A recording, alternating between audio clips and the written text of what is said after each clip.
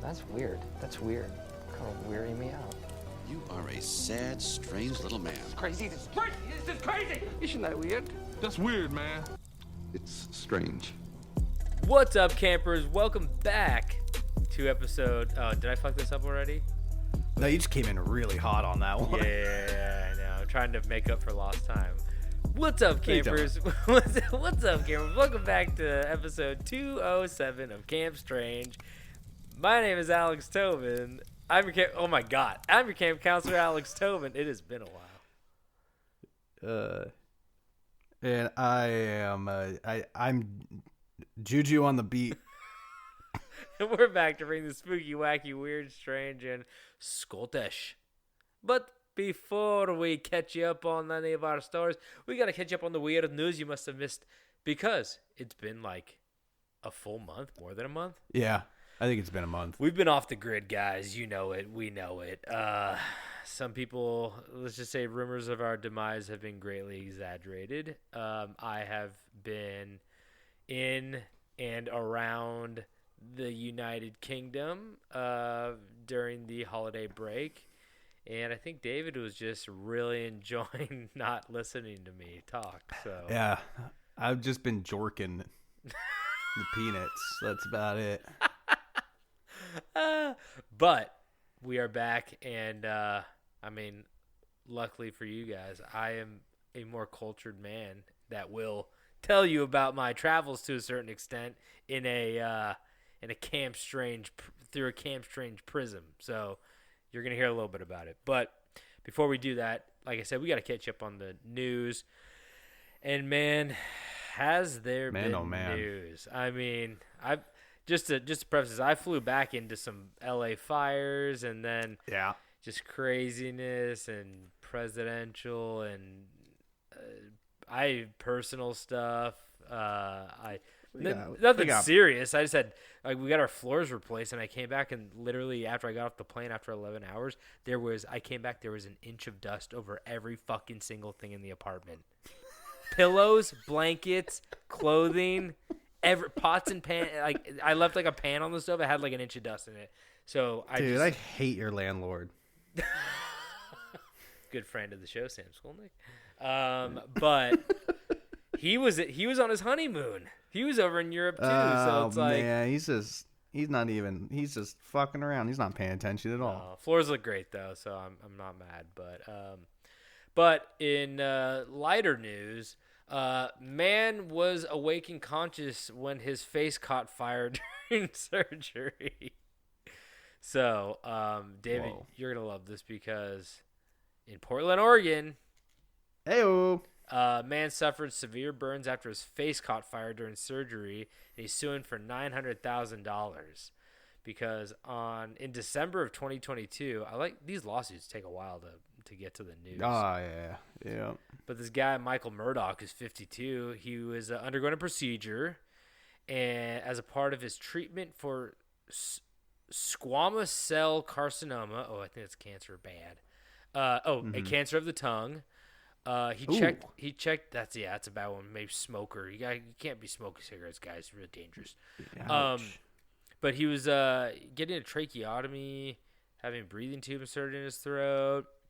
They were prepping him for surgery, and it involved face being swabbed with isopropyl alcohol for sterilization. But I guess the alcohol wasn't given enough time to dry, and there was a spark from a surgical tool that landed on his face.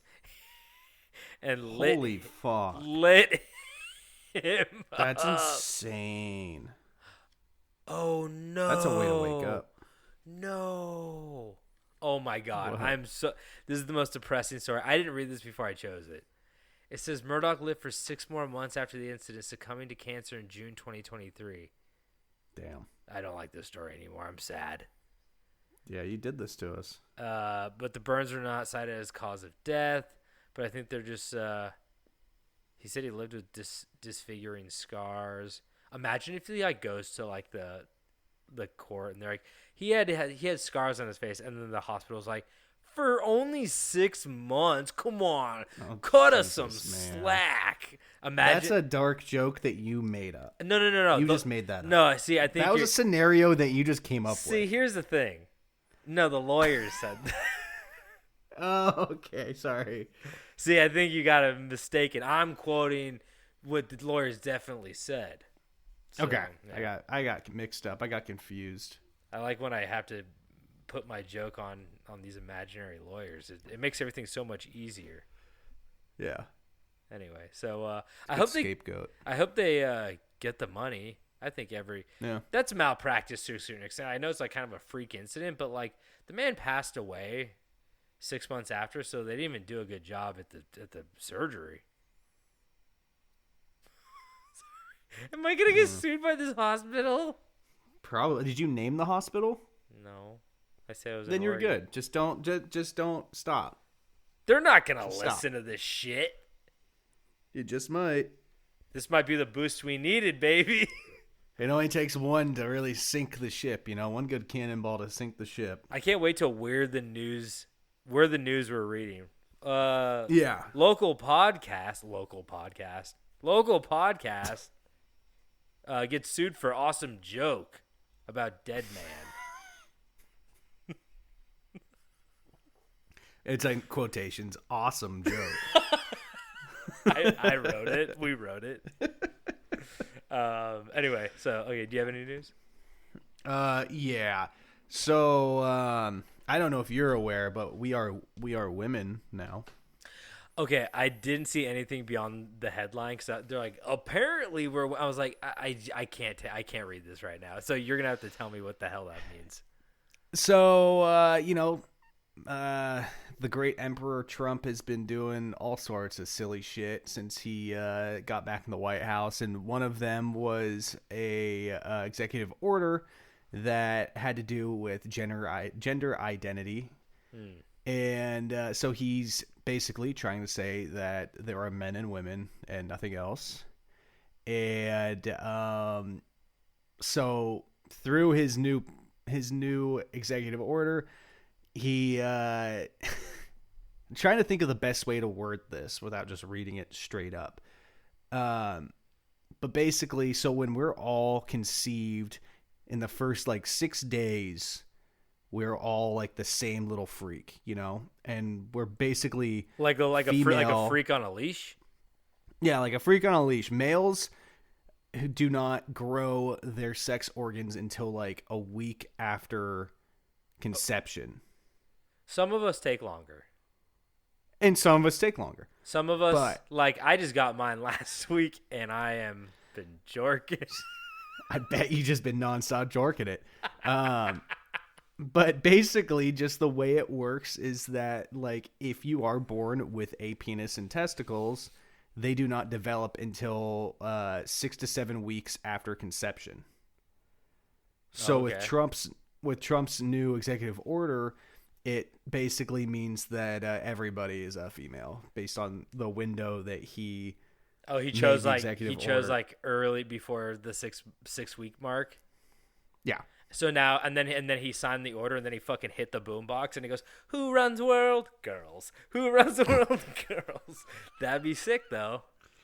I mean, that would be one aggressive way to fix all of the the gender issues if we were just all one. What if what if he got into office and then all of a sudden he just came out and completely switched his personality and he was extremely flamboyant and ultra liberal and he's like I already pissed off one group, I just like pissing off the other group. That would be so cool. But It'd be so awesome. it would be really cool. But the thing about oh shit, what the fuck was I gonna say? It's a mystery at this point. Yeah, it really is. Oh, I was gonna say I read something about him, him being males are males and females are females, and I was just like, I don't understand if why or how this is a law, and I feel and maybe somebody would correct me and be like, it actually is really detrimental, but it seems like he's just trolling at this point where he's just kind of feeding his fan base little sugar cubes, and he's like, you guys like that I signed this? I just said girls are girls and boys are boys, and they're like, "Arr!" And I'm like, I don't know what that changes technically in our society, but if you want to say it, I guess I can't control what you think. Sure, sign the piece of paper, but like I said, I'm probably very ignorant. It probably fucked Well, up yeah. some I shit, mean, but- a lot of it's just for people that have never truly felt like they've had the identity that they have felt, which, you know, trans people making, you know, Oh, a of change course. to how they've always felt. So that's something that's like really important to people who live through that for sure. I'm sure there's lots of like legality stuff that goes into that, which, you know, I'm a straight man, so that's not something I've ever dealt with.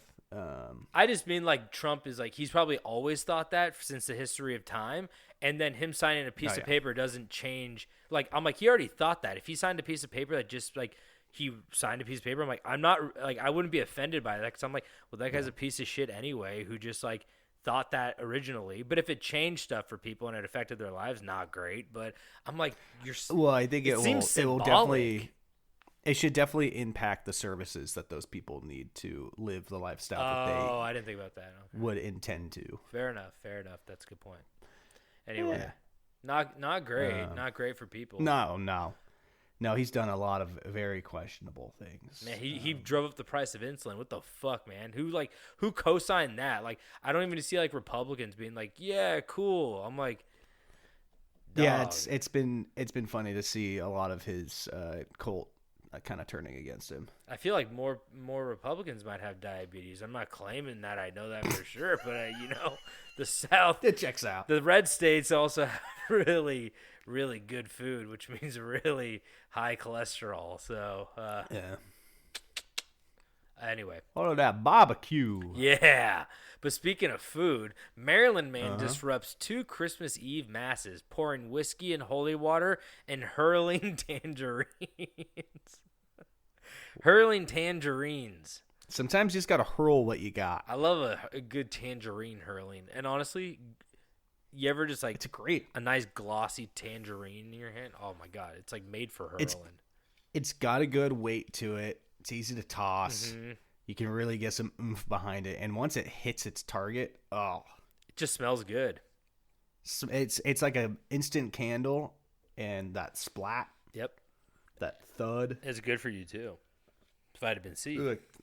The cats can eat the rinds. Oh yes, of course, the cats and the rinds.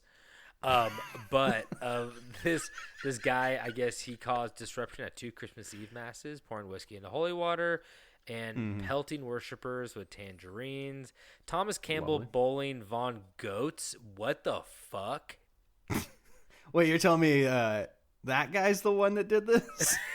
You're not telling me Thomas Campbell Bowling Von Goats is the guy. You know they have to No give way. they have to give like serial killers a middle name because they don't want like it's like John Wayne Gacy because John Gacy might be like a real guy who lives in like California and it's like so Yeah. they give him the middle name. This guy doesn't. They might take away a couple of his names for punishment. It's got too many. Yeah. But he's 56 and he was where was this? Holy Angels Catholic Church. Okay. And apparently, wait, I read a really funny thing that I want to find again. A parishioner followed Van Goats as he exited the church to ensure he was leaving the premises. However, as soon as we were outside, Von Goats turned around and allegedly assaulted the citizen by throwing tangerines at them. Before that, he approached the altar and dropped an onion in the aisle. Like just rolled out of his pant leg. Look at this guy's face. Yeah, that guy's smuggling onions for sure. Yeah, he's a little shit disturber. He knew what he was doing. Yeah, and then he poured whiskey into holy water. I bet he poured more into his mouth, threatening to harm parishioners. Okay, that's cool. I like how it says he poured more into his mouth. It didn't specify that he drank it, so I'm wondering if he just poured it in and just let it kind of bubble on out. You know what? He might have. He's like, for my dead homie Jesus, and then poured it in there. He's Yeah. like, I'm like, Christians hate seeing a real Christian. They Fake- really do. Fake Christians hate seeing a real Christian, Catholic, whatever he is. They hate seeing Jesus juju on the beat. You know, He was a juju on the beat. He was a juju on the the cross. he was a juju on the beams.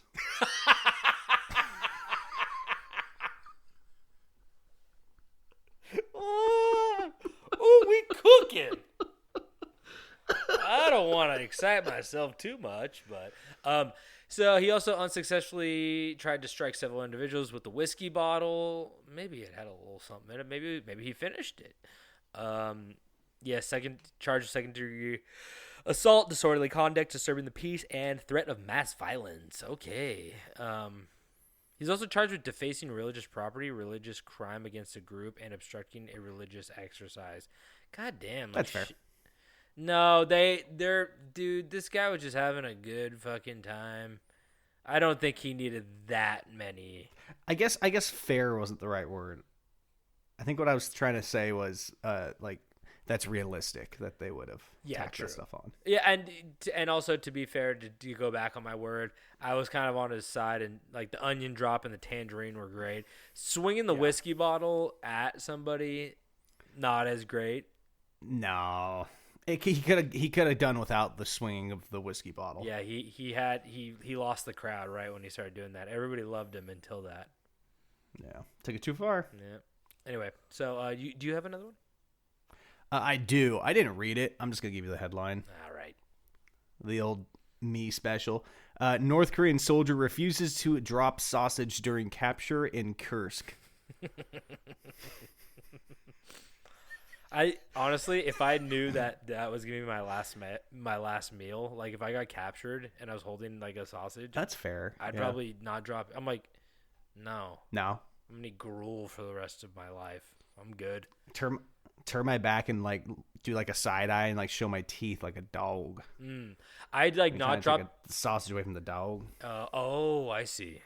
See, I would do something where I'd keep the sausage on me, and then I'd be like, I always keep the sausage on me, you know. Keep a motherfucking thing on me. But I would hold the sausage, and they would make me drop the gun and my knife and stuff. But I'd be like sitting there, being like. They'd be like, drop the sausage. I'd be like, I'm not going to drop the sausage, but I'd be trying to think of a way to use it against them, correct? Mm-hmm. You know, so like it seems like I can't hurt them with it, but I really can. I got a good move. Okay, exactly. This is what I need. Yeah. Give me the move. You squeeze the sausage. Oh, get that grease out. You rub it on your wrist. So they put the cuffs on you. Yoink, you're out. Dude, that's you're all greased up. Dude, that's pee-pee on the chicken. You gotta pee on the. If you're gonna have the chicken, you gotta remember to pee on the chicken. Because you gotta poke a hole in the tip of the sausage and then you pee on the chicken. Yeah. This is a joke only for David and I. No one else should understand this, but you can say it in public. Don't try to understand it. You say it in public if you want. Pee on the chicken. The chicken. Write it on bathroom walls. Yes. Pee on the chicken. Put it on a shirt. Yeah. Bring it to church. Put it on a shirt. Put it on a shirt. Wear it to church. But wear it to mass. It's a mass. What? I don't know. I was just kind of saying what you said. Yeah, wear it to mass. Dude, I'm rusty. I know. A month off, man. Yeah. It was nice. It feels. Hey, we got pee on the chicken. Yeah. Got that loaded up. We're good. We and then we did the juju on the beams. That's a good one. Let's in real time talk about the first 20 minutes of this podcast. Just pause it, listen back, and then we'll do a commentary. We're gonna play it over our commentary. Yeah, I'm gonna stop. I'm gonna copy paste it here, and then it's gonna start over. And now we're just gonna do a live review. Yeah, it's gonna sound like just both. Here, this is what it's gonna sound like. Okay, your color commentary, and I'm on. You ready? Yeah. And I was kind of on his side before he started swinging the bottle. This is around. where Tobin but then starts talking I was like, the tangerines were good. Violence is and then, but the onion was also funny. Fruit. And then, throwing fruit's funny, but swinging it's a little heavy harsh. glass bottle, I think it's too much. Like a nightmare. We might just win an award for the worst 5 seconds of a podcast ever made. This is worse than those like fifth graders reviewing chips. Can we?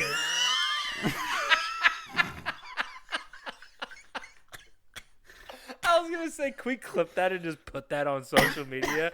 But honestly, I think my new favorite thing are like 12-year-olds with the podcast. I leaned over to It's so good. I leaned over to show Meg the fucking video I was watching. Who? And he's like this. The kid was like, come on, eat the French fry. And he's like, nah, I don't like French fries. He's like, French fries are pretty good, but like, it's good Takis. And he's like, Takis are good. And I'm like, No, oh kid's my like, God. I don't like ketchup. Yeah.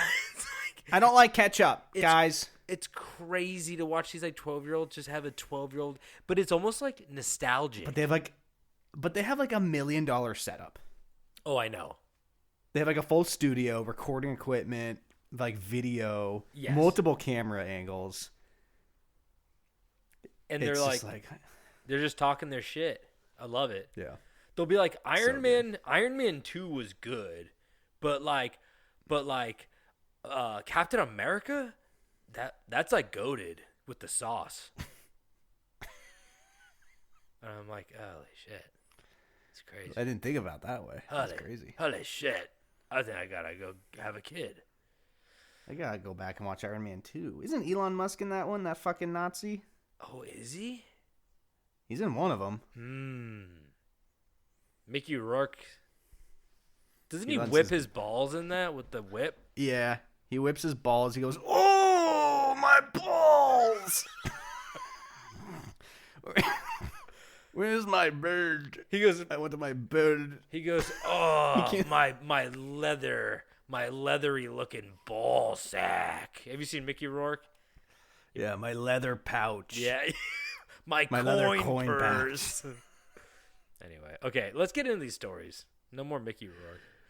Okay. Or I mean, I kind of said it, but we don't want to talk about Elon Musk, Sig Hailing twice. God. No. I guess that everybody's seen it. I was just gonna don't say- want anybody to forget about it. Oversaturated. But that's the thing, though. That's something that needs to be shared as much as possible. Yeah. I feel like that's an unforgivable thing to do behind the United States president's podium Yeah, not great. and for the crowd to cheer. That's rough. I mean, I hope it wasn't a Nazi salute. Like I said, I don't know much about the guy. I don't know if he has a Nazi past or whatever. But I was like, He's from South Africa. South Africa. is crazy. It'd be worse if he was from Germany, I guess. Yeah, it certainly would. It certainly would be much worse if he was from Germany. But I understand what you're saying, the apartheid connection. But yeah, I hope that he was just being a troll. But regardless, it's like, dude, you're on a grand stage. You can't be doing shit like that. Like, calm the fuck down. It seems like that's what I keep coming back to. I'm like, God damn, like, it just seems like this administration just keeps trying to troll, and I'm like, can you just run our country like well, please? Like, I'm done with the trolling. We're hungry. I'm hungry. I need the money. Give me that money. Can I stop spending $200 at the grocery store? Yeah, all I bought was an Please. onion, some tangerines, a bottle of whiskey, and a brat. That's $200. Fuck me. Yeah. But yeah, like I said, late to the party on that one. But yeah, it's out there. They know. The people know. The people know. Yeah. Okay. Should we just get into these stories? Yeah. Okay. Let's do this. Now, David, as you know, I just traveled to England and Scotland over the winter break. That went Russian. Over the winter break. But what you didn't know was that while there, I did a little research as I went on a ghost tour through the ancient city of Edinburgh. We rode a double-decker bus at night. That was like an old, I don't know. They said it had a fire on it. They could have been lying. I mean, I ate it all. Did it drive really fast, then get really like skinny to go between two cars? Yeah, and, yeah. Like a little shrunken head was talking in a Jamaican accent to you. Wait, what movie is this? Harry Potter. Oh, nope. Actually, That yeah. didn't happen. I was gonna say, very Harry Potter inspired. I'm not the tour, but like that.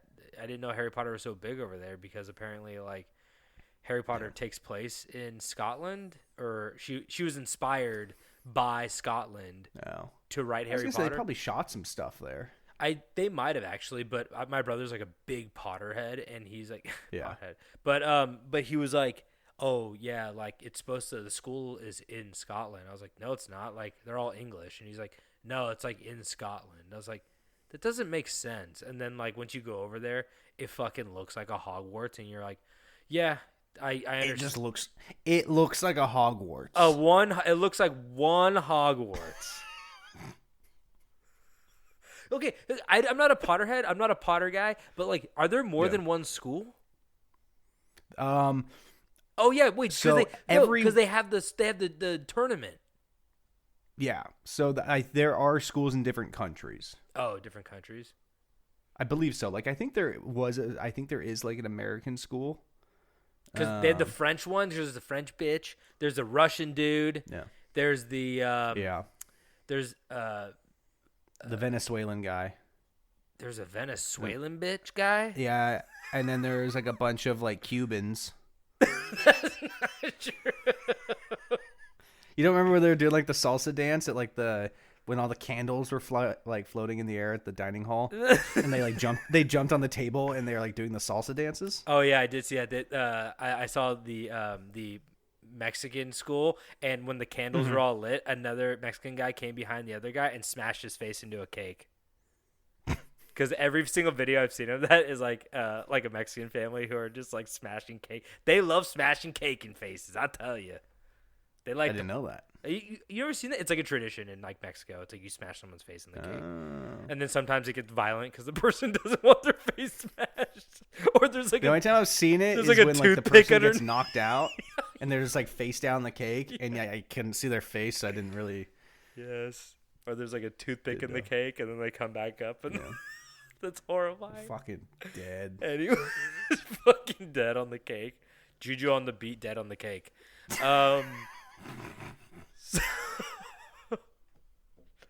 Dead on the cake. Dead on the cake. Let's get back to this. Wait, my question was, I just don't understand this with the Harry Potter thing. Cedric is supposed to be Robert Pattinson's character, right? Yeah. Is he English?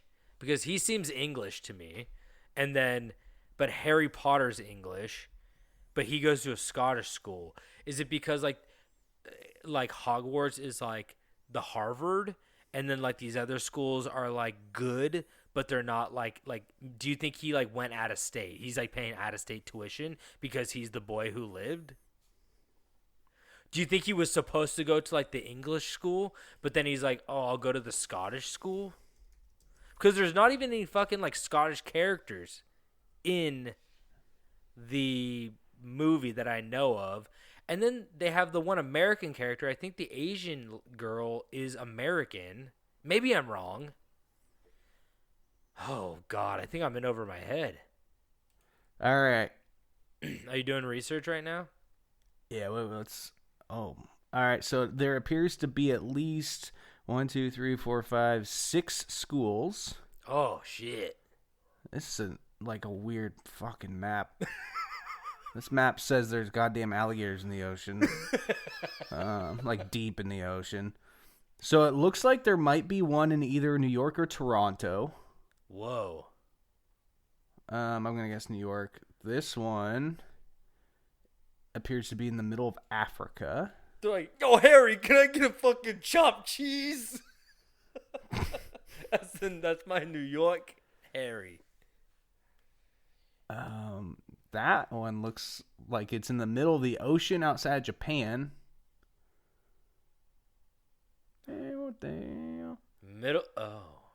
African American. Whoa, African American. Africa, America. Okay, yeah. Asian. So Japanese. It says the British Wizarding School is located in the Highlands of Scotland, Hogwarts. Oh fuck! I went there. I went up to the Highlands. I mean, the Highlands is big. Yeah. But... So there's France, there's Norway or Sweden. That's like fucking way more than 6 schools. Or is that 6 exactly? The map I'm looking at.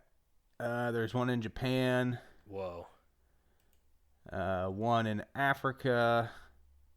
One in South America. That's the Cuban one. Is there actually one? The one is in massive Two Shits. Oh, not New York? It's a big map. I didn't zoom into, and it doesn't. You can't really tell states on that fucking thing. Wait, yeah, here we go. But I don't. Oh, dates. They got founding dates. Cool. Oh my god, I think this is a whole nother podcast. Well, we don't have to keep going on this.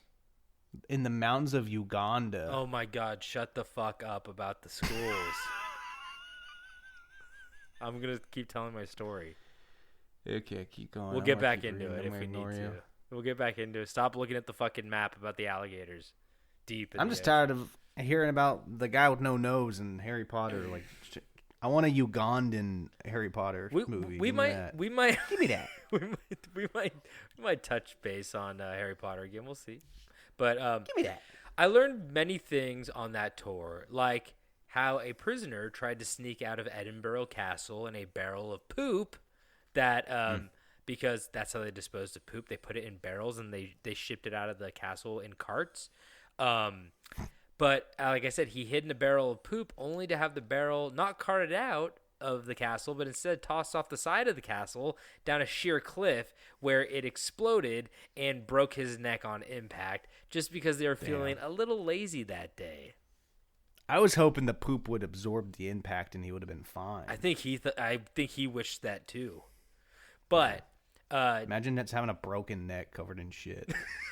It's in your eyes, in your nose, in your ears. Sounds like my family Christmas. When Uncle Larry shows up. Yeah. I'm going to break a neck and shit on someone. He always makes that promise. Anyway. He always follows through. He always that's my Christmas gift. But days before this tour, I learned that on the tour, but days before this tour, while walking through the cobblestone city, my girlfriend and I accidentally stumbled into a graveyard positioned right behind a pub we were walking into. As we walked into the graveyard, it was raining and extremely dark, and we walked towards the back of the massive yard as we ogled at the old graves and how old they were, actually. The tour came to a quick finish, though. Our tour of the graveyard by ourselves came to a quick finish, though, as echoes from behind a row of tombstones all of a sudden made themselves known. And being the only ones there, we looked at each other and ran out of there. And that was like my favorite moment of the trip. Really? She was fucking so scared. We looked at each other. I went, "Did you hear that?" She goes, "Stop." And I go, and then when she just started running and I chased after her, I go, "But did you hear that?" And she goes, "Stop, stop, stop, stop, stop, stop." Man, you should have stayed. I know.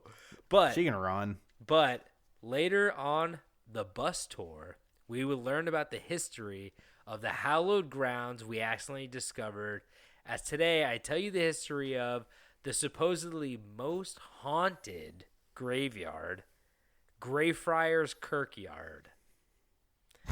So, first off, there are many fun things about the kirk or church that stays on the grounds of like the cemetery. So the cemetery was there first, and then hundreds of years later, they ended up building a church on the same grounds. So it's like a big church building, and it's also called a kirk.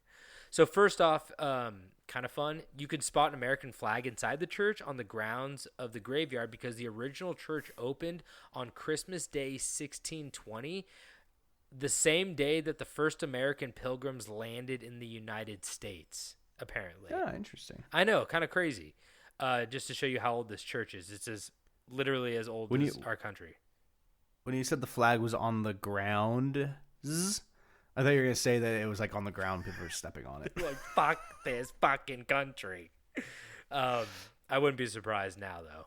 But in 1970, actually, to celebrate the 350th anniversary of both occurrences, the church being built and them landing in America, the American consul in Edinburgh presented this flag to the church, and it was previously flown at the White House. So it's kind of just like a fun little tie-in.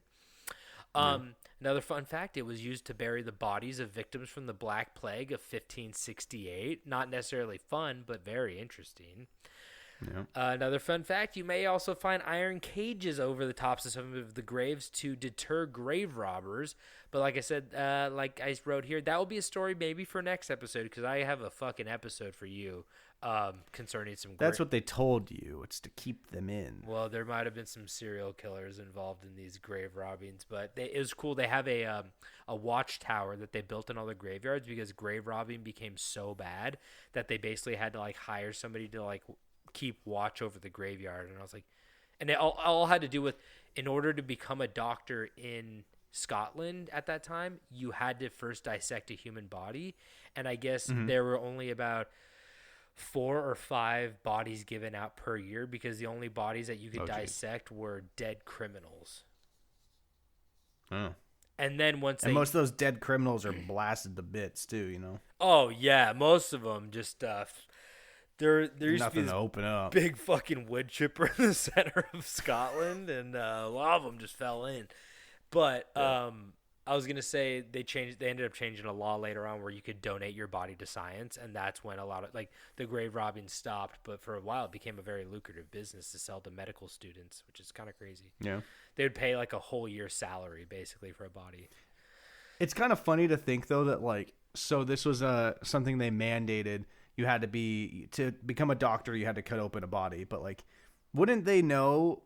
Like, oh, there's only gonna be 5 of them. They're like, how the hell do we already do 30 of them this month? Good point. I think probably people were like, oh, I don't think people kept great records. I think they're just like, I actually got my hands on a body, and like we have proof. And they're like, well, I guess you did technically. They probably didn't ask questions. Let's not kid ourselves. They knew what was going on. No one's stupid. You need doctors. I bet all those doctors, they're the ones buying them. So I bet they're just like, if you pay for the body, you pay a person a whole year's salary, we're not going to question it. Like, you got the body. Like, you can be a doctor. Yeah. Not an ethical doctor, but hey, he's a doctor. Doctor's a doctor. I thought like a doctor back then was like, oh, you have demon disease. Yeah, hang upside down and say 3 Hail Marys and piss in a container and keep it under your bed for 4 weeks and eat a hard-boiled egg. And it's like, what the fuck? Gonna inject you with a gallon of vinegar. Yeah, they pickle you. Just see what happens. On another fun fact, the bar we were walking into even has an association with the cemetery, as the bar is called Greyfriars Bobby's, just like Greyfriars Kirkyard. But who is that, you may ask? Who's Bobby? Well, you can see who that is if you stand right out in front of the cemetery to find yourself a statue of a little doggy. This little terrier is famous for faithfully guarding his owner's grave for 14 years until his own death in 1872. And he is actually buried in the churchyard. He couldn't be buried in like the cemetery, but he's buried right next to the church because I guess the cemetery is consecrated ground and it has something to do with like religion. Yeah. So they couldn't bury him there. But he's buried like right up the road from his owner, John Gray. And some people to this day reportedly hear disembodied barking, and some swear they've seen a small ghostly dog running through the churchyard. Damn. Kind of fun. But I like it. Okay, wait. Invisible dogs. Okay. Oh, they back, boy. Oh, they back. Stay back. Get away from me, you damn invisible dog. Bobby. God damn it, Bobby. No, wait. Wait, let me get this. Hey, Peter. Hey, Peter. Hey, Bobby. You can't be playing with the propane tanks. Bobby. Hey, Bobby. Why is there a floating stick over there? God damn it. Is that Bobby? God damn it, Peter. Okay, I'm going to stop. Okay, back to our Harry Potter discussion, because as most so hold on, let me get that. Get the map back out. So, as most of you fucking nerds know, that Harry Potter was heavily influenced by the city of Edinburgh, and apparently scattered around the right-hand side and rear of the cemetery that I was at are several gravestones with names that some literary fans might recognize, because you can read on these gravestones the last names Potter, McGonagall, Scrimgeour, Scrimegor, Skyrymegor. Somebody knows what that one is. Hagrid? I don't know. No, it's Scrimegor. And then Cruikshanks, Moody, as in Mad Eye Moody, and one of the most photographed burial sites in Greyfriars Kirkyard, of course, is the no-nose bastard himself, Thomas Riddle, a.k.a. Voldemort. So Which one's on the gravestone? Thomas Riddle. Oh, okay. Yeah. So I think Voldemort's an anagram of his name. No, there's no V in there. What the fuck? Why did I think that? No, the Tom Riddle was an anagram of something. Yeah, isn't it? Because isn't in the movie, I've only seen the movies all of them like once, but like, don't they have a thing where like a kid writes out his names and the letters start like dancing around in the air, and it forms like the word like pee-pee Was it on a like chicken or he's something? here? Tom Riddle, anagram. I think it's Romus. Mammogram? Romus. Mammogram. Romus Tittle.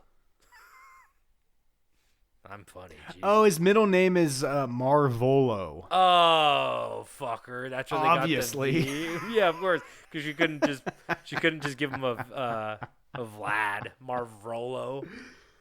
Or like, yeah. So then it turns into I am Lord Voldemort. Oh my God! They threw the I am Lord in there. Okay. Okay. Fuck off. She really shoehorned because Fuck Thomas you. Riddle's a real guy's name, and then she's like, "Okay, I just totally see J.K. Rowling sitting at a table all day and being like, "Hey, time to make the anagram," just like all these letters, and be like, "What's the most fucked up middle name I could get to form I am Lord Voldemort?" Yeah. Anyway, Marvolo works. That's a name. I bet she literally was like, I need to do like I am Lord, and then whatever is left over, that will be his fucking scary name, Voldemort. Oh, Marvolo is actually a first name. Oh. Okay, I take back everything. Wait. It's a first name now because J.K. Rowling made it up? No, it's a first name as in the name Marvolo Gaunt. And that also comes from the Harry Potter wiki. So I'm gonna he's a descendant of Salazar Slytherin, of course. So yeah. She's citing Yeah, her there history it is. with other Harry Potter facts. Yeah. Okay.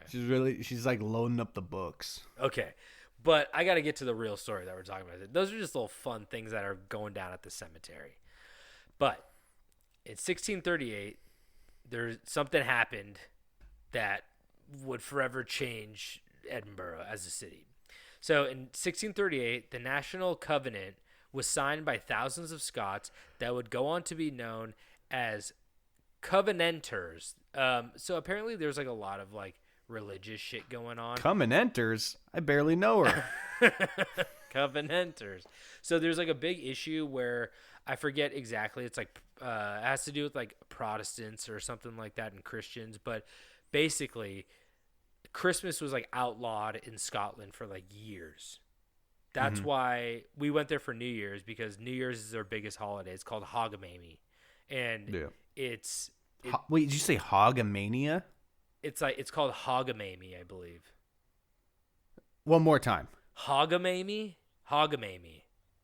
Oh, I thought you said Hogmania. I know, it kind of That sounds sounds like fucking awesome. Hey, talk about pee on the chicken. At Hogmania. I'm trying to go to Hogmania this year. But is it Hogamany? Fuck, now I'm like really questioning myself. Anyway, so it's like New Year's is huge there. Christmas wasn't, and to this day, like the New Year's festival is still fucking huge. It got canceled for us because the winds were too strong. Fucking bullshit, but whatever, it's fine. But so there's a lot of. So is it still 2024 there? Yeah, they never had New Year's. Fucked up. You got new months and shit. They're just screaming like they're being left in the past, and they're just like they've all started like wearing bowlers and wood carts and shit. You got fucking tinfoil hats. They're on. regressing now. That's the only country that's regressing. So they're getting younger. They are. I can't wait for that cemetery to start fucking rising up again. We're gonna get Bobby back. Yeah, Bobby gonna be back. We getting the dog bag. The visible dog don't It's gonna be Bobby the visible back no day. more. What? Can't wait for Bobby back day. Bobby back day. Bobby back day. I'm bringing Bobby back. Yeah. Okay. So there's a lot of religious ties and shit going on, and that proves to be true here because the Covenanters were basically a bunch of Presbyterians who were against the Scottish king James VI and his successor Charles I because they were changing the system to a more centralized Episcopalian system, more like England, so that that would leave the kings more in charge of the church as a whole. It's really fucking stupid, and I don't really understand why there had to be 50 years of violence and upheaval, which happened in the form of numerous rebellions throughout the years. So a lot of people fucking died because of these like church differences, religious differences. So after 1679's battle at Brothwell Brig, 1,200, I guess like only like 50 people were killed, and then or like in battle, and then like 20 people were like executed, and then like 1,200 were captured, and they captured the Covenanters, rebels, and they were taken, sentenced, and held prisoner in Greyfriars by a man by the name of Sir George Mackenzie, the Lord Advocate of the Scottish government. So, like I said, 1,200 men captured meant that they now had to put them somewhere. But luckily, the Scots were known for making some pretty dope walls, as they corralled all the prisoners in a section of the historic wall known as the Floating Wall, which would eventually form Greyfriars Kirkyard. So it's like it was a big kind of wall that went around part of the city, and the cemetery used part of the wall to build the cemetery. So they just like finished building the wall around it. So it was like a 15-foot wall all around this like giant grassy area, and they shoved them all in there. And the Floating Wall was originally completed in 1560 and surrounded Edinburgh to keep armies out, but they quickly discovered it was also great at keeping them in. So, as you would expect, conditions in the prison were miserable, since the makeshift prison basically consisted of an open field, which is now, a long avenue of open-air vaults and cold, damp crypts. But, no one was buried there yet. But for 4 months, these men were held, fed only an ounce of bread a day, and forced to endure terrible hardships. And in November 1679, of the 1,200 prisoners that were put there, only 257 remained after 4 months. Oof. Really Damn. fucking bad. So these men, the 257 remaining men, they're just like, okay, well, we killed a lot of them. Let's just like exile these guys. So these men were taken to Leith, which is a port outside of Edinburgh, just like north of Edinburgh, and they were sentenced to transportation to America. Now that is a death sentence. Did they have to ride in poop barrels? No poop barrels for this, but Oh. I think okay. I think one of them spun around and said, "When I land, I'm gonna send you back a flag." Get it? Because like they have the flag in there. The church has the flag in it. Yeah. Okay, it wasn't a great joke, but you didn't have to act so confused. Fuck, man. But here's the thing about these 257 fuckers.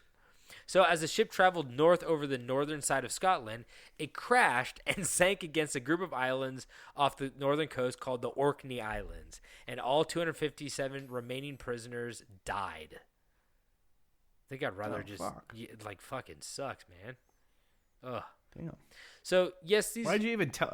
Why did you even tell that? Oh, It was pointless. what? It's called drama. None of them survived. It's called drama. But I'm going to get into it because, yes, these men were the enemy of the people of Edinburgh because they're rebels and stuff, or more the enemy of the state, not the actual people, but the government or the church. But they still recognize the inhumaneness of this disaster.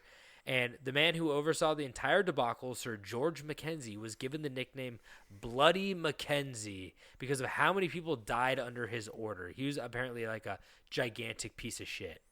But he had high status, I know someone like that. So Bloody Mackenzie died in 1691, and in a final twist of fate, he was buried in his crypt in Greyfriars Cemetery, not 100 yards from the prison, where about 1,000 of the prisoners died a horrible death. His final resting place is now known as the Black Mausoleum. So, kind of appropriate that the place where he killed so many people, he is also buried there now. It's like, talk about an awkward ghost encounter. You're like, hey guys, afterlife is real awkward. Hey guys, I know I fucked up big time, but they gave me this stupid fucking nickname. They're like, no, that's like a cool nickname. And he's like, oh no, guys, it's pretty fucking. You guys should feel so bad. embarrassed. You guys should feel bad for me. Oh, they picked on me after you guys left. That's what he just keeps saying. You guys, they picked on me after all you guys left. You mean after we died? Yeah, after you left, they fucking picked on me. Why'd you guys have to leave? You guys, after you left, I didn't know what to fucking do with myself. I started doing puzzles, but I had no more to kill, so I didn't know what to do. And they started picking on me. I killed a dog. Killed some stupid dog that was outside. There's a dog. Nobody loved him or anything. I stomped the dog to death, and I'm like, what, are you going to give me a worse nickname? Dog Stomper? No, I don't think so. So the Black Mausoleum lay undisturbed for hundreds of years. So Bloody Mackenzie was in there, lay undisturbed for hundreds of years. And in the what the fuck? Oh, okay, there's my one beef. There it is. Yeah. As the cold-hearted man, Bloody Mackenzie lay inside. But that wasn't until 1990. I think it was 1998. When a stormy night hit the town of Edinburgh. The story goes that a local homeless man looking for somewhere to sleep as he desperately looked to get out of the freezing rain, he entered Greyfriars, the cemetery. As the heavy rain and the howling winds cut like a knife, the Black Mausoleum revealed itself as a place of refuge. The homeless man headed towards the stone structure and managed to find his way in, but his decision would live in infamy to this very day. He entered the structure and escaped the elements, but good wasn't good enough, as curiosity took hold as he noticed a narrow staircase leading down away from the wind and the rain. So he went. On reaching the bottom, he found a dark room undisturbed for hundreds of years. That was until the floor gave way and he fell through. Dust clouds surrounded him, but as the dirt cleared, he realized that he had landed on a pile of bones, the bones of Bloody Mackenzie. Ooh. So he quickly got up and he crawled out and he rushed out of the mausoleum and the cemeteries. He ran into a dog walker. I didn't make that up. And he started stomping on the dog and he said, I'm possessed. I'm possessed by the ghost of Bloody Mackenzie. No, he didn't do that. I met Dry Mackenzie. I don't know if he was the same guy. I go, whoa, whoa, whoa, whoa. I go, where's all the blood? They fucking lied. And that's why he was like, they should have called me Dog Stomper. I told them to do that. Yeah. So, he ran into a dog walker and conveyed the entire story. And upon morning, they found the damage to the grave to match what the man had described. And since that homeless man released the ghost of Bloody Mackenzie, some 350 people claim to have been scratched, bruised, pushed, and even bitten while viewing the tomb. An exorcist called Colin Grant was also brought in to deal with this poltergeist. And the bad vibes proved to be too much even for him, and he left the site almost immediately, only to die of a heart attack 2 weeks later. And then here's my favorite. In 2004, this isn't a haunting, but in 2004, two teenagers broke into the Black Tomb and stole Mackenzie's skull. They stole his skull. What they do with it? They make a bong out of it? They were caught by the ghost tour walking past the skull. They were caught. I think they were playing football with it. They're like throwing it. And they were caught, and they had to return the skull to the mausoleum. And now they like officially locked it up ever since. There's like no way to get in. But you could still peek through an iron gate fixed to the tomb. But some say that if you look long enough into the darkness, that something looks back. Dog Stomper. Did you see the skull? No. The skull is like in his grave now. Like Oh, it's okay. not. It's It's not not on on display. display. Yeah, no. It's they put like iron bars all around it because, like I said, like one homeless man and 2 teenagers ruined it for the rest of us. You know, that could have been us. I hope someone plays football with my skull when I'm gone. Yeah, you ever hear, like, I was just thinking about that. I was like, oh, I was born in the wrong era, even though I was alive in that era. You know, I could have been playing with I was going to say, didn't you say like 1990? It was 2004 that I got caught playing with the skull. Oh, okay. But next time, I want to challenge you with something because it just made me think of something. Next time somebody brings up like a horrible like Attila the Hun massacring people, or like Julius Caesar being like, oh my God, he killed like 50,000 people in this battle. Just like quietly under your breath, be like, I was born in the wrong era, and just see how people react. Like, what do you mean by that? Wait, what did you say? Did you want to be murdered or did you want to murder people? I'm like, yeah, both. A little bit of both. Yeah. You got any dogs around here? Not Dog Stomper David. Not too big of a dog, though. I'm Dog Stomper Stokes. Anyway, okay, that's the story of the Greyfriars Kirkyard or graveyard, and it's very spooky and it's fucking cool and old and awesome. So, hell yeah! And we heard a ghost, dude. The sound behind the tombstones when we were there was like it was like. It was like someone was just jorking behind a gravestone. It was like it kind of sounded like, oh my God. No, it sounded fucking weird. It was like it was funny because we both clocked it and looked at each other, and that's what made it like kind of scary because I was like, you heard that and I heard that and we both thought the same thing. And I'm not one for jumping at like weird noises, but the noise didn't sound like anything I'd heard. I was like, what the fuck, man? Anyway. Couldn't recreate it if you wanted to. I can't remember. Yeah. I'm gonna. That's what the ghost was saying. I'm gonna. All right. So I wrote this story quite a while ago, and instead of editing it, I'm gonna read it exactly how I wrote it. So don't you usually? Yeah, but this first paragraph is gonna be good. Okay. So, all right, Tobin. With Christmas in a few days, it would make sense to do a fun little holiday story, since 'tis the season, but you would be wrong. I did that last week. So this story will be better than a holiday horror story. Today my story will be a gift not only to you or our listeners, but it will be a gift to myself because I will get to talk about one of my favorite story topics.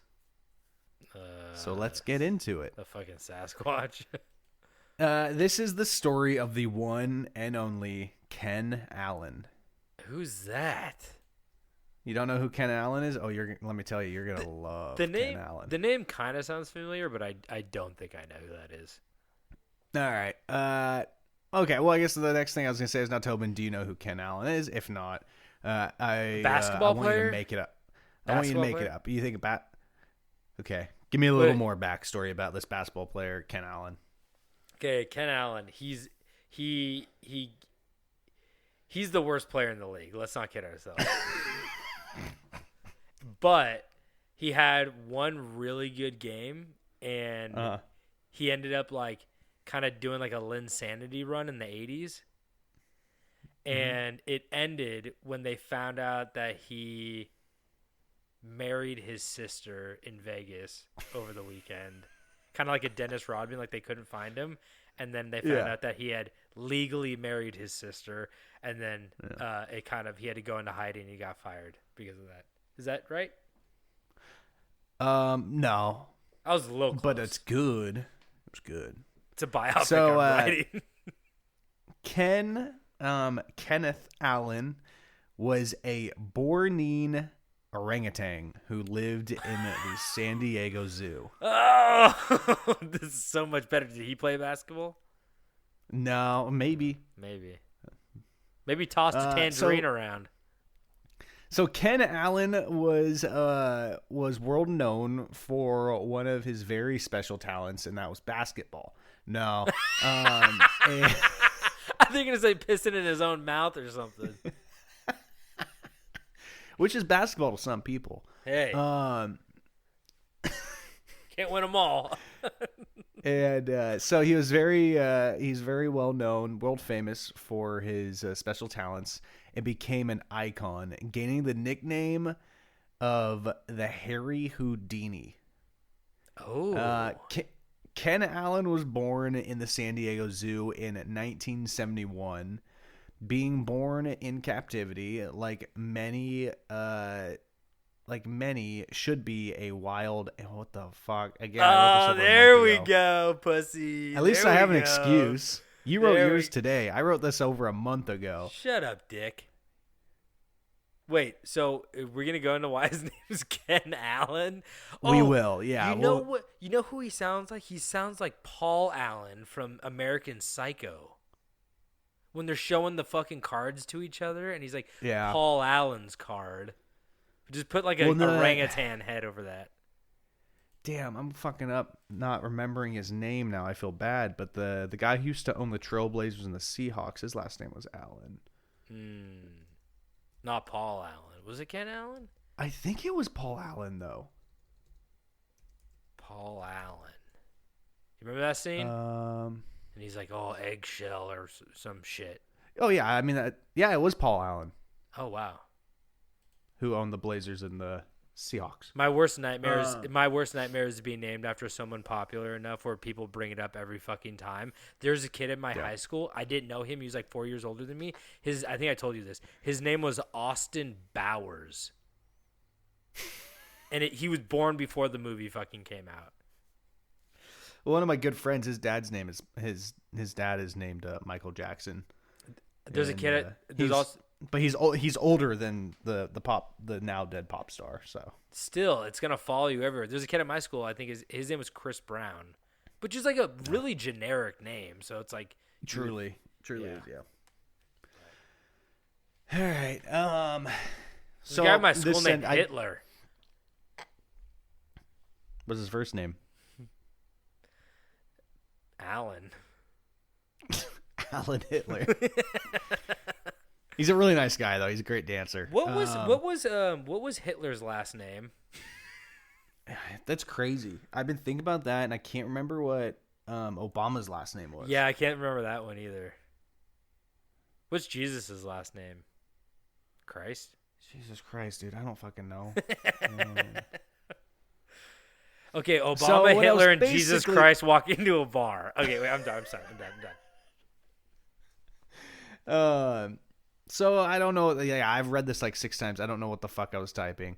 But basically what I was trying to say was, like many animals born in captivity, it can cause a deep confusion. The world they know isn't the one their instincts crave. And when you mix those two natural instincts with the brilliant minds of Big Monkey, you're bound to see a couple of disappearing acts. Oh no, I'm scared. What he gonna do? But before we get into that, I will share his troubling youth. What the fuck? Oh, he stomped a dog. He had a leather coat. So as a newborn, Ken Allen was rescued by 2 zookeepers named Ken Willingham and Ben Allen. Which he's a is junior. where he got, yeah, he's a junior.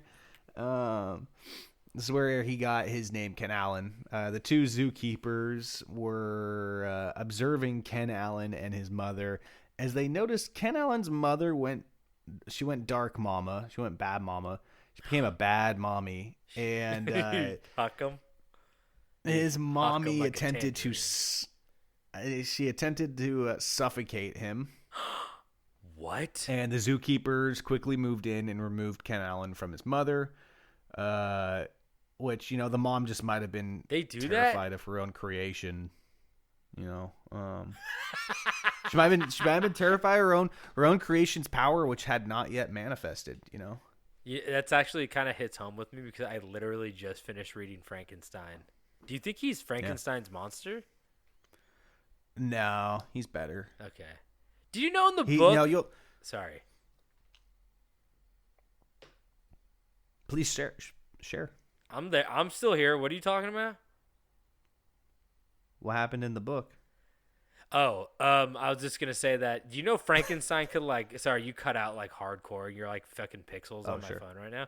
But Frankenstein could like talk and like is really eloquent and like learned really quick how to talk. And like the movie, the 1940s movie or whatever the fuck it was made, is not one iota like the book. And I was just kind of blown away by it. It was nuts. Yeah. Anyway. Well, that's why you see a lot of renditions of Frankenstein's monster that's like very sophisticated and very smart, but just like has like a quick temper. Yeah. No, that's true. And to be completely honest, I this is what I got from the book. Frankenstein's monster. They're always like, man, you should like he's a misunderstood monster. I'm like, no, he's kind of like giving school shooter vibes. He's basically like, the world doesn't like me, so I'm gonna start strangling children.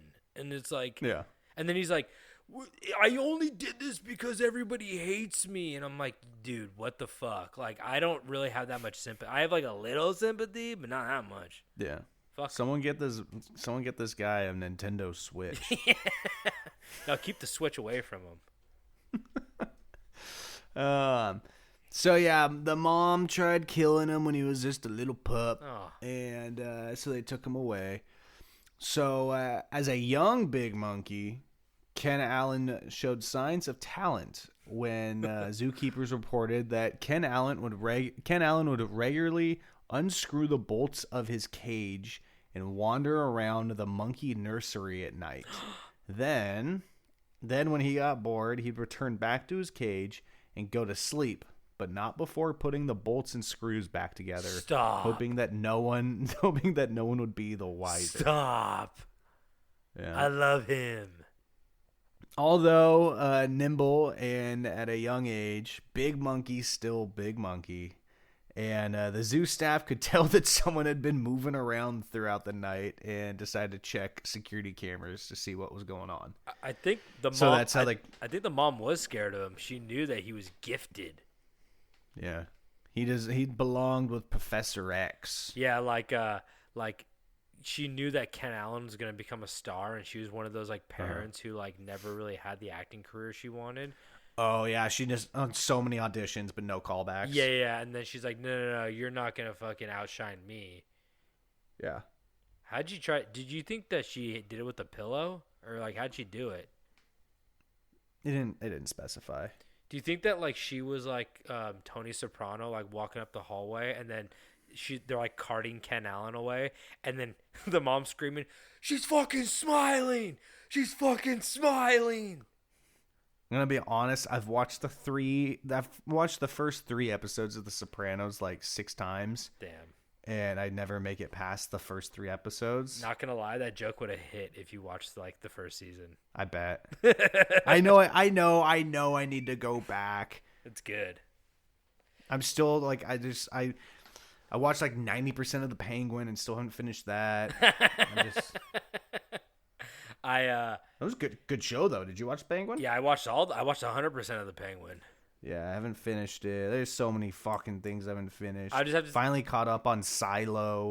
I just have to say this: make it to episode 5 of Sopranos, and if you don't want to watch it after episode 5, then just jump ship. But I think 5 is what sold it for me. It's the college episode. But the problem is I'm almost caught up in One Piece during the 6-month Dude, hiatus. why did you pick a fucking show that has 10,000 episodes? You have commitment I issues. picked it 5 years ago. I've been watching it since fucking quarantine. Yeah, you need to put that down for a minute. Good God. But I just made it to Wano. So where am I? In 1985, at the age of 14, Ken Allen gained his notoriety worldwide as he started to hone in his ability to escape his so-called escape-proof enclosure.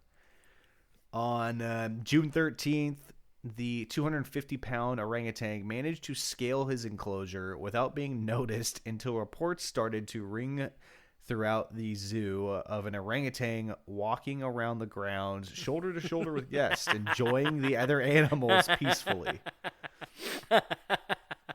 I like him. He's cool. You're gonna continue to like him because this is a good time. Every time you tell me more about him, I'm picturing that one orangutan that's like soaping himself up and just slapping his like fucking belly. Not the one behind the news reporter, the creepy Oh one. my god, that one's my favorite. That's the favorite one. I know it is. Oh. I know it is. Creepy one. So after his first escape, that's Ken Allen's mom. I want to be a star. There's a camera. Oh my god, there's a camera. Fucking murderous. Really curious. Now I want to look up. I want to see if I can find Ken Allen's mom's name because it's probably like Peanut. You're like, now I really want to look up Ken Allen nude. I'm like, what? Hey Google, show me a nude Ken Allen. Show me nude Tane.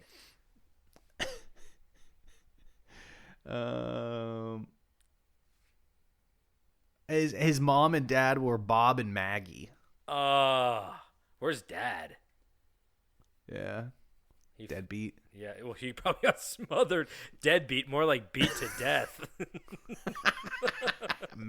Don't fuck with Maggie. Yeah, Maggie's murderous. So after his first escape, two more would follow pretty quickly, as on July 29th and August 13th of the same year, Ken Allen was out and about with his nonchalant attitude, peacefully spectating the other animals. And again, among the visitors. Now, obviously, this is an issue. Yes, among us. Among us. Sussy. Among us. So now, obviously, this is an issue, but it made very clear that in his escapes, Ken Allen never showed any aggression towards any humans or other animals. I've never seen an orangutan show any aggression, to be completely honest. You seen the new Planet of the Apes? Yeah, I'm thinking of the one with the really wide face. That one doesn't do anything. Yeah. Right? You know the one with the really wide face?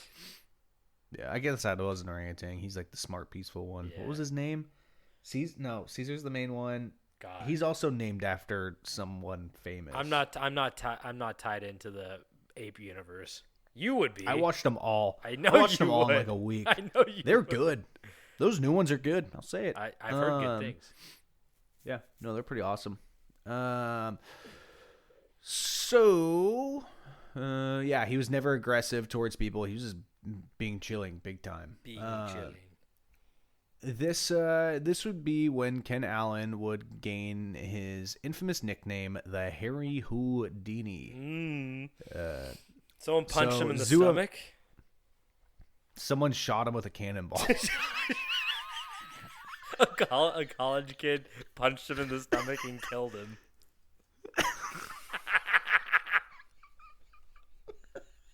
That's like, imagine if you ended the story like that. Like, it's that sad.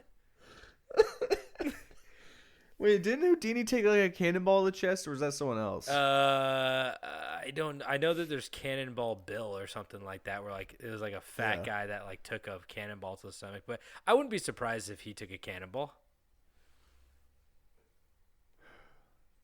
Yeah, probably. So, the zoo officials were frustrated and confused. How the hell did this big monkey not only escape once, but 3 times? Determined to figure it out, zoo officials started observing him 24/7 to try to figure it out or figure out exactly how he kept getting out.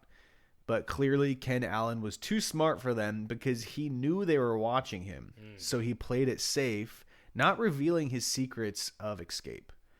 The zookeepers eventually went to the lengths of going undercover, Didn't have disguising security themselves. cameras? I don't know, man. They went to the great lengths of going undercover, disguising themselves as tourists, But that silly little ruse didn't trick old Ken Allen. He smelled the fucking the worker on him. Yeah, he smelled the poop shovels on him. And to make things worse, the kingpin, Ken Allen, started a movement. And as all eyes were focused on Ken Allen, other orangutans used his secrets to escape. Stop. In one massive mistake by the zoo maintenance. Oh God, this is good. I'm gonna start this over. In one massive mistake by zoo maintenance, a crowbar was accidentally left in the orangutan enclosure. Oh God. He didn't need it. Yeah, I know. But so being the head honcho, He better Ken not leave that Allen in was... Maggie's cage. They find like 15 dead man. zookeepers. Crowbar fucking like Joker style. Oh man. So being the head honcho, Ken Allen was he handed it off to one of his many numbers of his ladies, Vicky. Terrible orangutan name. I'm just gonna this. Like, What, is she hot? sorry, but who? I don't know. Lipstick on, fucking wig. Who knows? Little tube top. So Vicky, who snuck off and pried open a window, which Ken Allen would use shortly after for a quick escape and another enjoyable stroll around the zoo. Wait, did he have the wait? Oh, so they left the crowbar in Vicky's cell cage. No, he was. It was an enclosure, so he's like around other I see. orangutans. I see. And so like she snuck off, so then he just could make like one quick move and he was Oh out my God. because all eyes were on him. What little shit. All eyes on me. And at this point, I'm assuming people were getting fired and security measures would be increased, but Ken Allen would not be denied of his freedom. He would find another opportunity one day as the water pump for the enclosure's moat would get clogged, causing the moat to drain. Now, we don't know if Ken Allen plugged the drain himself or got one of his henchmen to do it, knowing that he'd be able to escape. But Ken Allen simply walked across the parted moat like Moses himself and had an easy escape after a short climb up a like 10-foot rock wall. Hell yeah. With a biblical-like escape, Ken Allen was feeling more adventurous than before and decided to go where no monkey had gone before, the DMV. Wait, did he? No. I was gonna say GameStop. Chipotle. One more, Foot Locker. wait! I got a better one. Orange Julius. Hot Topic. Anti. So, what's the Wetzel's Pretzels? That's the other one I was thinking. Panda Express. Cinnabon. So, wandering further into the zoo than ever before, Ken Allen made his way to the lion's den. Oh no. Along the way, Ken Allen showed his appreciation for his fans, stopping and posing with tourists for photos. Shut the fuck up. Where are the workers here? I know. And he also stopped to sign t-shirts, and he also made a couple cameo videos on someone's phone. He's like, David, just wanted to say happy birthday. Happy birthday. Heard you're turning 45. Don't be too much of a party animal. Hey, listen to your girlfriend. She seems great. Don't get on the hard stuff.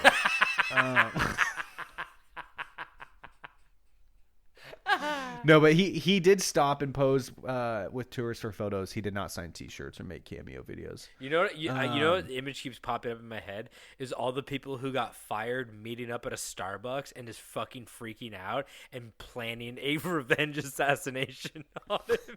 Be like, this fucking motherfucker ruined my life, and they're like, it's like an Ocean's 11 type situation where they're like shoving a tiny Asian man in like a drink cart to push it into the zoo. Just all spandex. Yeah, and then they forget about him and you kill him and they all go to prison. So at this time, the zoo staff was fed up with the situation, and it went from a relaxing tour of the zoo to. Okay, so yeah, sorry, we did that detour, so I got a little off guard. So he was still roaming around at this point. So at this time, the zoo staff was fed up, and the situation went from a relaxing tour of the zoo to a standoff when security guards arrived with guns raised. Ken Allen, being an intelligent animal, sensed danger and just bolted. After some time, zookeepers found him and took him back to his enclosure unharmed. But at this time, he was much more tense and scared than previous escapes. Did not like the guns. So at this time, everybody knew the King Ken Allen. T-shirts and bumper stickers reading "Free Ken Allen" started to appear all over, and his fan club, the Orang Gang, was formed. Yeah, I saw he had a shirt that said, "If you shoot at the king, you better not miss." So the club actually published a newsletter, the Orang Gang News, to keep his fans updated on his newest and greatest escapades. Ken Allen even sparked the imagination of music artist David Gersten to make a song titled "The Ballad of Ken Allen," which sold vinyls at the San Diego Zoo. Whoa! I'd pay a lot of money to get my hands on one of them vinyls. Oh yeah, the song's on like Spotify. Oh, you better put it in our Instagram post. It is not a good song. No, put it on the Instagram post. So the zoo was pushed into a corner. Frustrated with the situation, they really only had one more route, which was to try to pivot and capitalize on his fame. They started selling shirts featuring headlines from newspapers about his escapes, turning their PR nightmare into a marketing opportunity. While making money off the situation, they never stopped flushing money into upping his security, desperate to bring an end to the escapes. The zoo brought in a world-class rock climber to tour the enclosure to see if he could spot any areas that could have been easily climbable, but not to the average human eye. So they got some like stoned 20-year-old in there going, "Oh, there's a handhold right there. You could probably like swing your heel up into that and pull yourself up. I would say it's like a V6, but to like an orangutan, it's probably like a V1." And he's probably like, "I could probably like jam a bunch of pubic hair in that filter and like make it all backed up, and then I'll probably swim across." It's like, you're whatever fired. you do, like, don't let Ken Allen get chalk. It's gonna help him a lot. Chalk bag hanging off his hip. So, electric wires were also installed in the wall. And the walls, so you get zapped. And the walls were extended. In a total, the zoo spent nearly $45,000 to make the single enclosure more escape-proof. But the zookeepers weren't all that bad, as they came up with an idea to flood Ken Allen's enclosure so he would drown.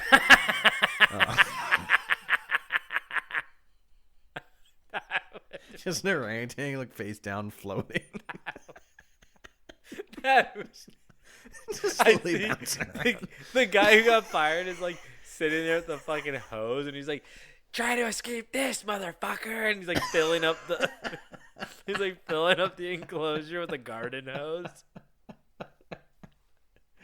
Waited for a 3-day weekend.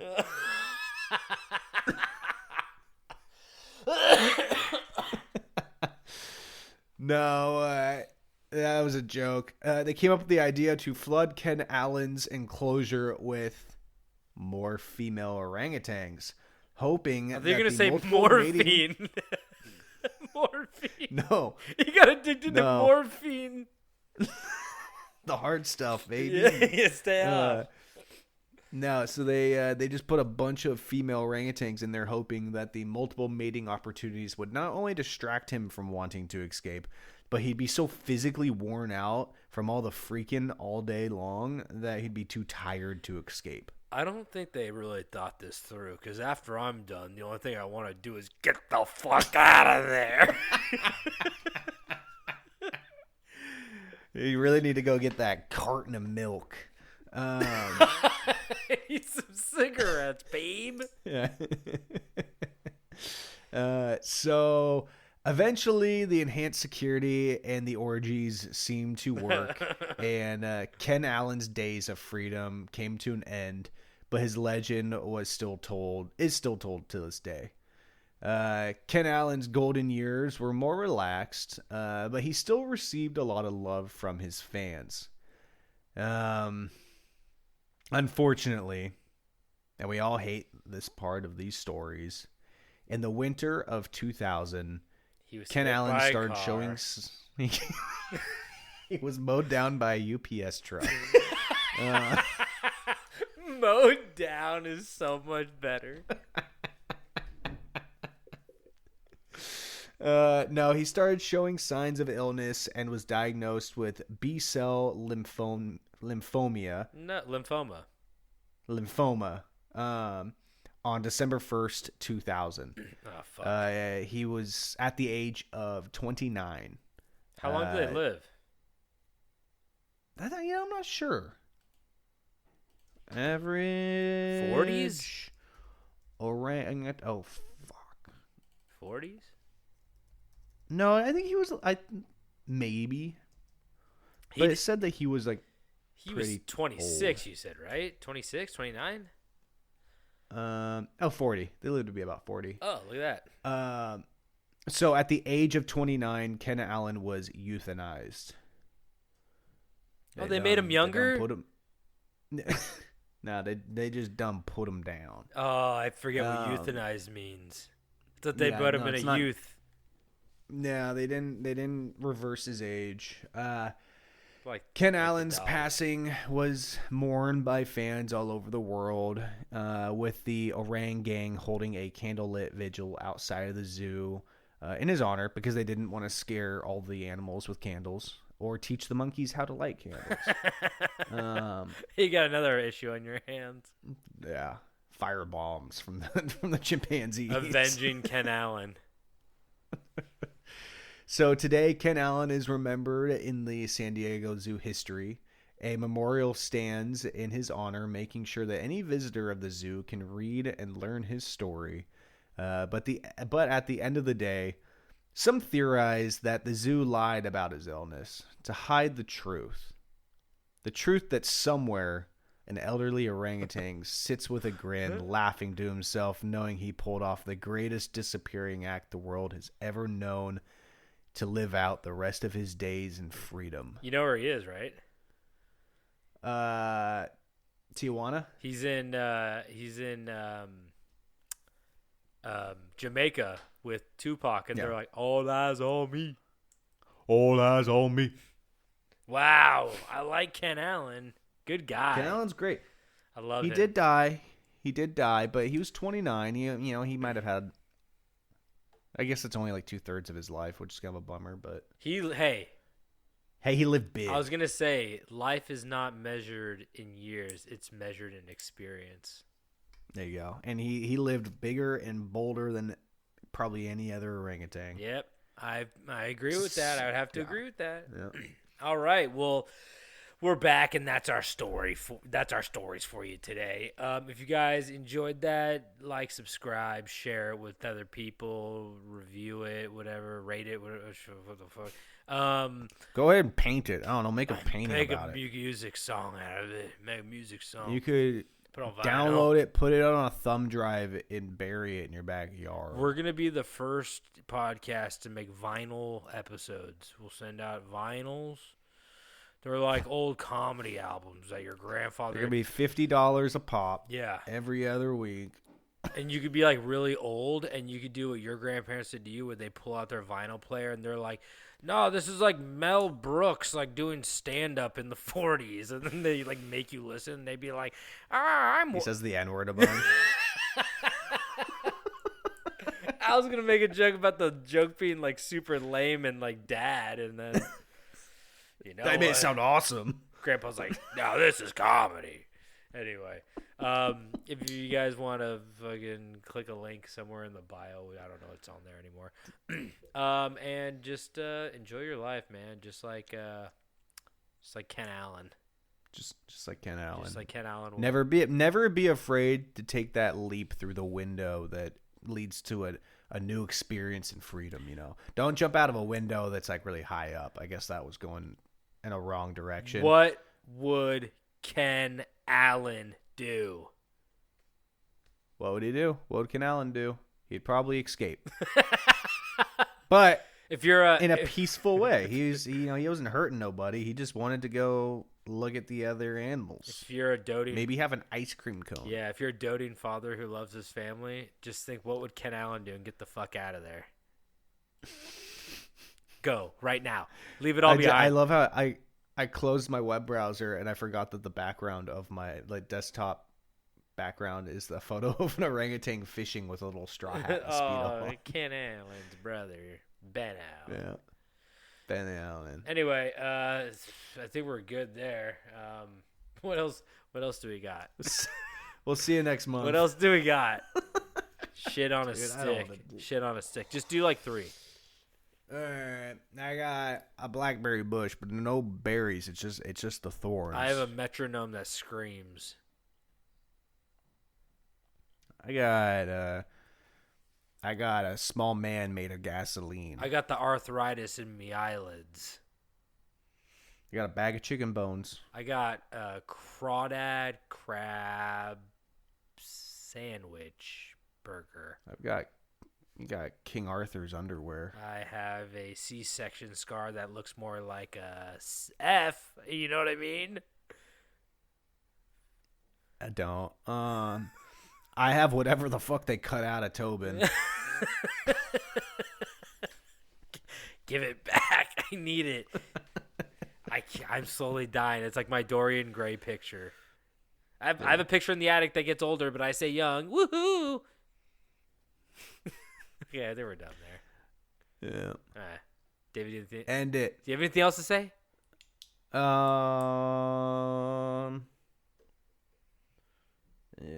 Oh, Juju on the beat. There we go. All right. And don't forget to stay Pee on the strange. chicken. Oh, stay strange. Fuck. Pee on the chicken. All right, sorry, do it again. Pee on the chicken. Don't forget to pee on the strange.